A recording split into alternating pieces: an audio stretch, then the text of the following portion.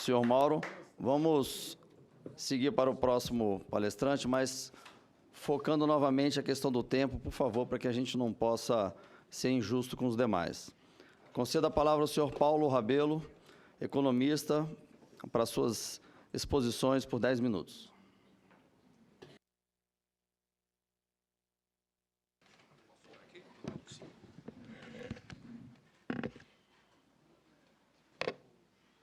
Muito boa tarde a todos e a todas. Secundo aqueles que já cumprimentaram a mesa, os senhores senadores e senadoras e o público em geral, as pessoas que nos acompanham de casa e do trabalho, e vou direto aos meus 10 minutos, sem perda de tempo. O objetivo nosso é fazer uma avaliação crítica e não uma avaliação elogiativa, e, portanto, não me deterei nos aspectos que não merecem reparo, vamos gastar o tempo naquilo que merece ser reparado. E bastante coisa merece ser reparada na atual proposta da PEC. Utilizaremos um método e faremos uma rápida avaliação para chegar a recomendações, porque, sendo o assunto complexo, se não houver método, é muito plausível que a gente se perca na floresta de aspectos, uns positivos, outros muito criticamente negativos, como já foram até apresentados aqui. Mas os aspectos principais são as finalidades fiscal, atuarial e econômico-social. Nelas, senhor relator, é que eu me deterei, porque se nós não atingirmos, convenhamos, a finalidade fiscal, que foi atribuída a R$1 trilhão como objetivo em 10 anos, 4 trilhões em 20 anos, ou a meta atuarial, que essa é um comando constitucional que já está lá. E se não tivermos atingido a finalidade econômico-social, que são os aspectos realmente já falados aqui, que serão mais falados, e principalmente a recuperação do crescimento, porque previdência é também, vamos usar essa palavra mágica, um mecanismo essencial de geração da poupança nacional. Nós não podemos nem começar e deixar terminar essas audiências sem atrelar previdência ao conceito de poupança. E a poupança existe, muitos economistas erroneamente, o brasileiro não poupa. O brasileiro poupa e muito, compulsoriamente, senador Tasso, e mal aplicadamente pelo governo, que tira dele o FGTS, a Previdência, etc., quando ele já fica com menos de 50% do seu salário bruto integral de custo laboral, é óbvio que ele não tem mais nada para poupar. Ele vai para o supermercado comprar com o resto do dinheiro. Então, a má aplicação desse processo de poupança forçada é um erro histórico, não é um erro dessa administração nem da anterior. Portanto, a finalidade que nós temos que atingir é verificar se aquilo que propõe a PEC no momento atual, ressalvadas as alterações feitas pelo Senado, aplicar maiores alíquotas, idades mínimas e menos exceções e privilégios, será suficiente para atingir essas finalidades. Como tem 10 minutos, já digo que o final da novela é não.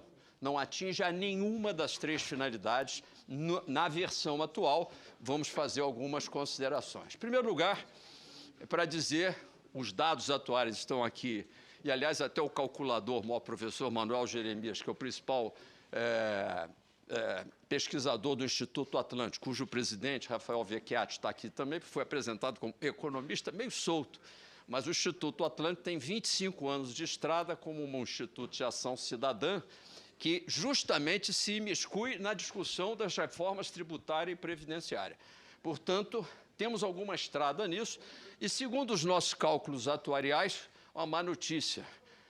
Nós, embora não tenhamos os dados que não são acessíveis, deveriam ser, a IFE, cujo presidente está aqui presente, provavelmente teve mais acesso, também não chega aos 900 bilhões, 914 ou 930, mas a nossa conta é que, se chegarmos muito, chegaremos a 555 bilhões em 10 anos e, pior, a apenas 2 trilhões em 4 anos. Então, senhor relator, como diriam os espanhóis, cuidado, porque se estamos fazendo essa mudança toda para não obter esse benefício, se apenas em 3 anos de déficit primário nós fazemos a cobertura desse buraco, talvez melhor não fazer nada. Mas nós devemos perguntar por quê. E por que que isso acontece? Basicamente porque não houve uma avaliação microeconômica da decisão do cliente do INSS. Então, eu quero apresentar a vocês, até muito na linha do atual ministro da Economia, conceitos que são da vertente liberal. As pessoas pensam.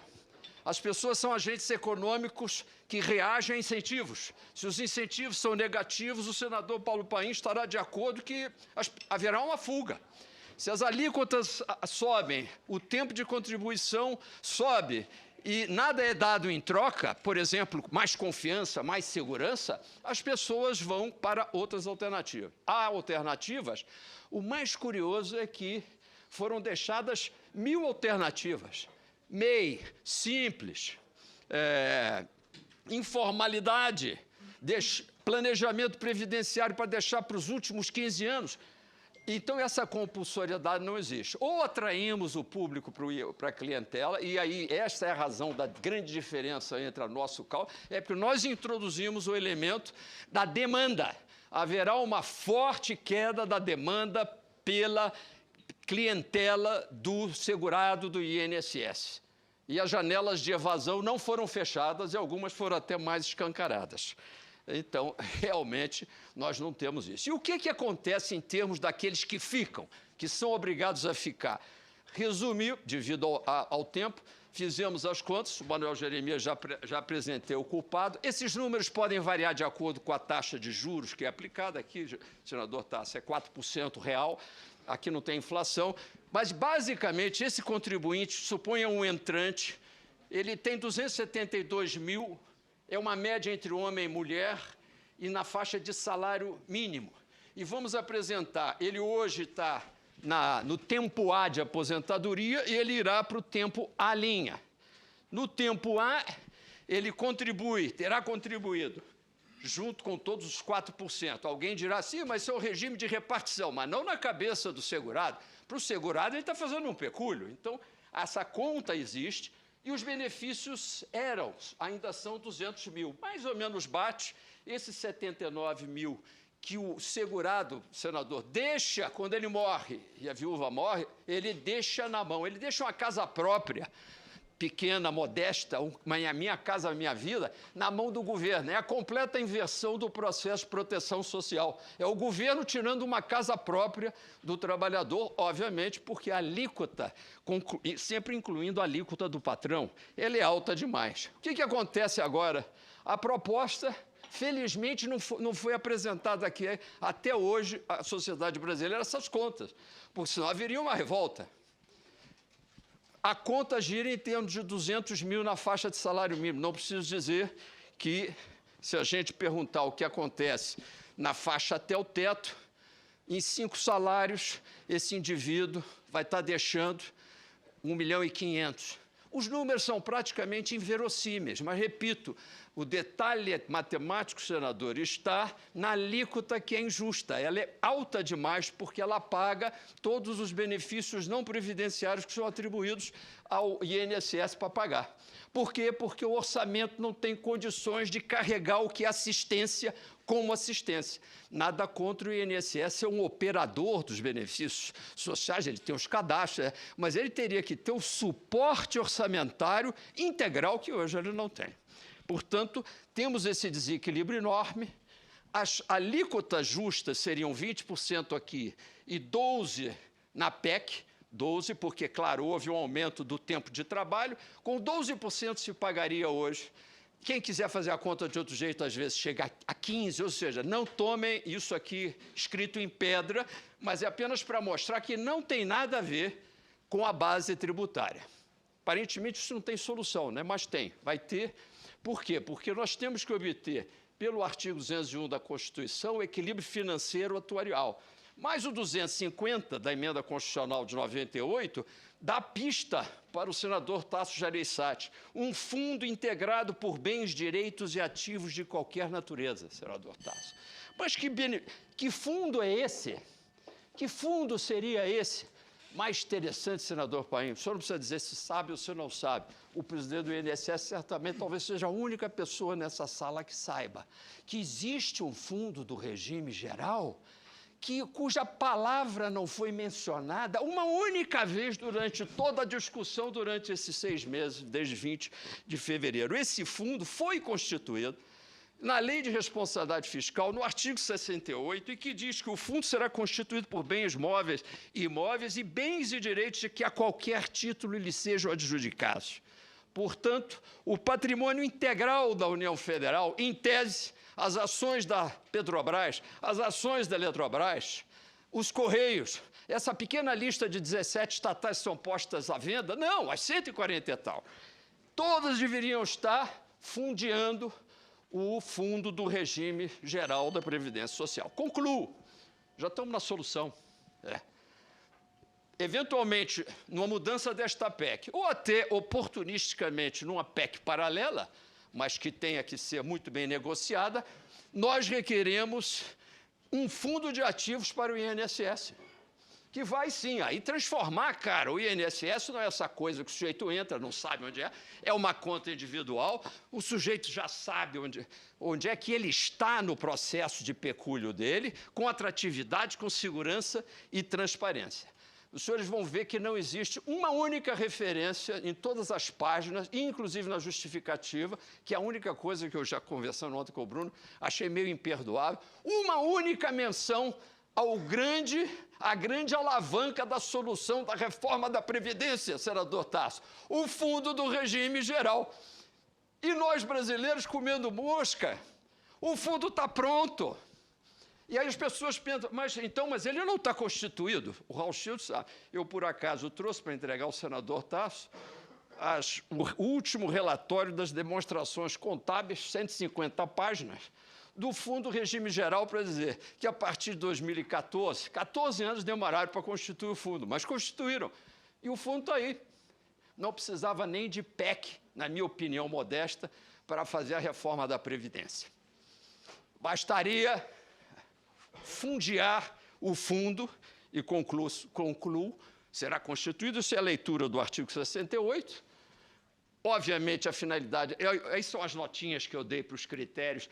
Essa PEC realmente não passou de ano, mas pode passar, em segunda época. Objetivando, aí qual seria minha reforma ideal em 1 minuto, para concluir a conclusão? Fazer o matching, senador Tasso, como em vários países, é 7,5 que recolhe o empregado, 7,5 recolherá o patrão.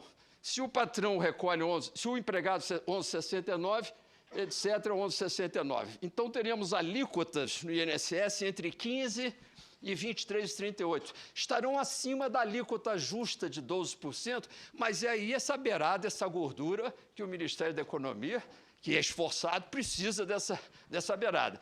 Isso já é uma revolução em termos de custos trabalhistas.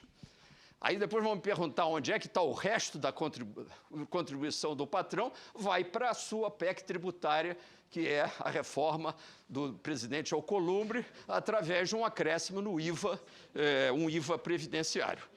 Em substituição a essa ideia menos boa de uma contribuição sobre movimentação financeira. E o fundo? É curioso. O Manuel Jeremias fez o favor de fazer uma atualização, ele especialista, principalmente na área de energia, isso é um outro assunto para outra PEC e outra hora. E eu, com a experiência de presidente do Banco Central, posso lhes asseverar que, para começo de conversa, nós começamos falando em 900 bilhões de ativos estatais prontos para fundearem o capital que pertence ao povo brasileiro que trabalhou e pagou esta Previdência. E é o desafio que aí eu faço ao Ministério da Economia, que ao invés de sair vendendo no varejo, fundeie a Previdência Social brasileira e que, em seguida, se interessante na administração, que pode ser feita por um BNDES, tem lá a BNDESPAR, apesar de muito mal falado, excelente gestora de ativos que bate o Ibovespa há décadas, que faça a gestão desse ativo. O BNDES sozinho, posso lhes asseverar, vale hoje mais de 250 bilhões, se não for tão triturado como tem sido. Apesar disso, o valor dele sozinho, se vendido para virar um banco de investimento, vale 250 bilhões. Portanto, integrar aos fundos, instituir o regime.